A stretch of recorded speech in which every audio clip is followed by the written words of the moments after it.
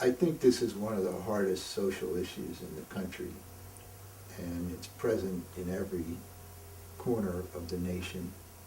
You see these terrible urban conditions with crime and drugs and poor schools, surrounded within 10 minutes by a totally different lifestyle, quality of life, living conditions.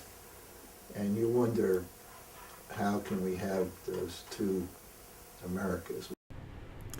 In America, housing location has a profound impact on a family's access to opportunities for economic advancement. America's affordable housing model often forecloses low-income families from such access through a system of tax incentives for corporations and developers that concentrates housing for the poor in distressed urban areas with high crime rates and poor school systems. The suburbs then do their part by preventing the development of affordable housing within its boundaries through what is called exclusionary zoning. The result is places like Camden, New Jersey, shown in this footage.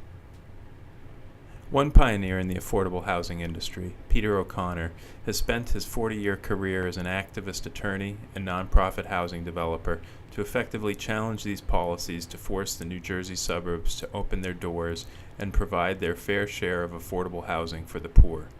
He has created a model of opportunity-based affordable housing in the suburbs that turns on its head these housing policies of racial and economic segregation.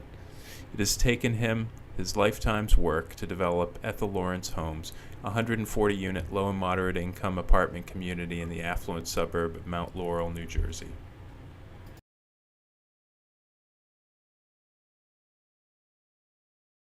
Camden, as you know, is one of the poorest communities in the nation, and it leads the nation in per capita murders almost every year. But look at this area. Tony, where would you begin? This is Camden High here on the right. It's a total, complete circus. Total. They must have like 100 security guards and stuff.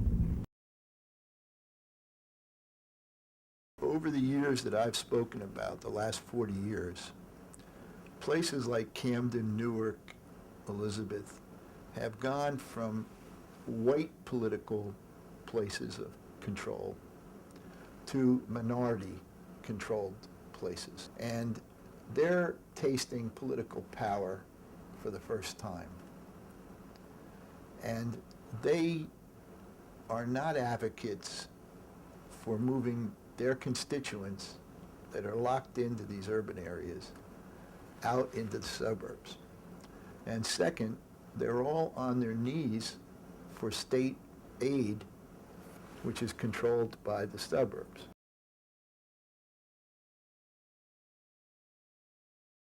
So I stepped back in the late 1960s and I said something has to be done on a more systemic approach to this problem.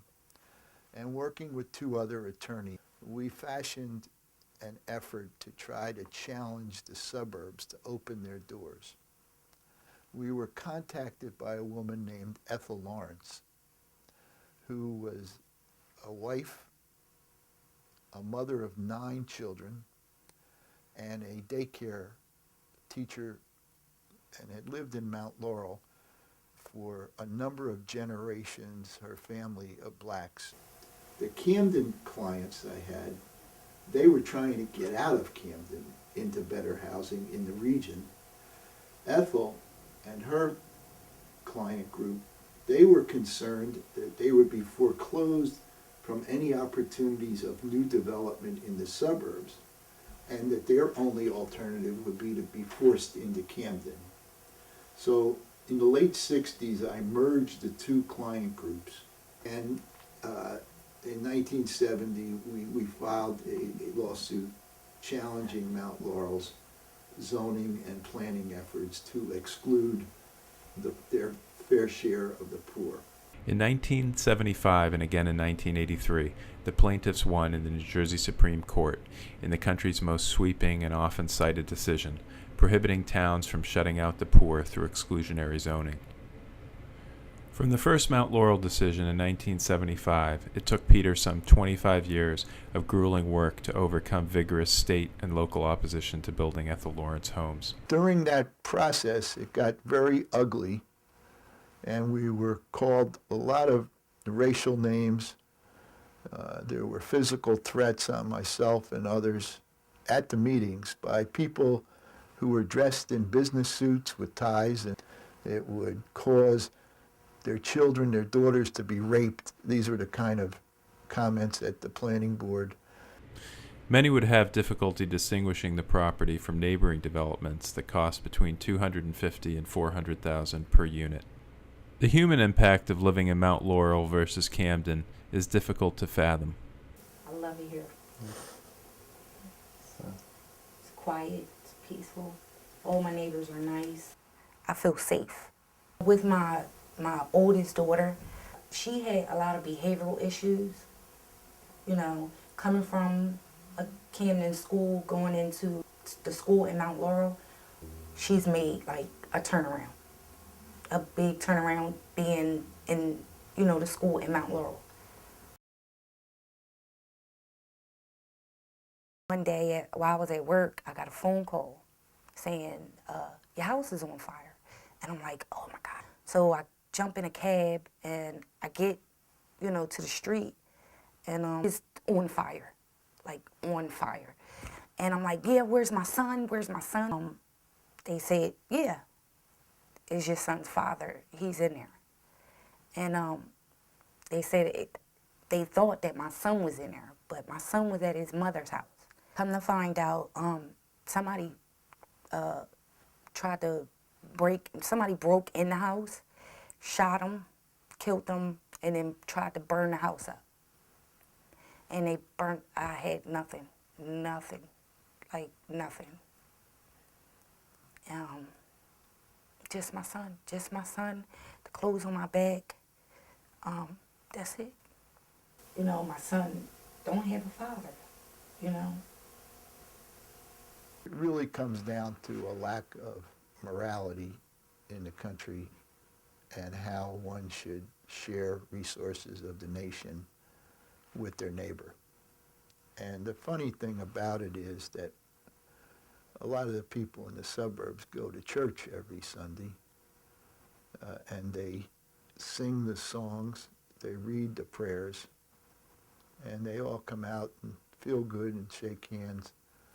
And then they go Monday back to discriminating racially or economically against the poor. In the back of their minds, Mount Laurel will be ruined by Camden if you let Camden in the door. If you can show the result has not been that, and that the kids have gone on into school and have not led a life of crime and drugs, and that the housing has been a benefit to the community, you could speak to people and say, saying is really wrong. Get in the car with me and let me show you. If children can get an opportunity in places like Mount Laurel, Cherry Hill, and other towns in the suburbs, I think they have a better opportunity and chance of succeeding in life. And at least they'll be safe while they're trying to achieve that.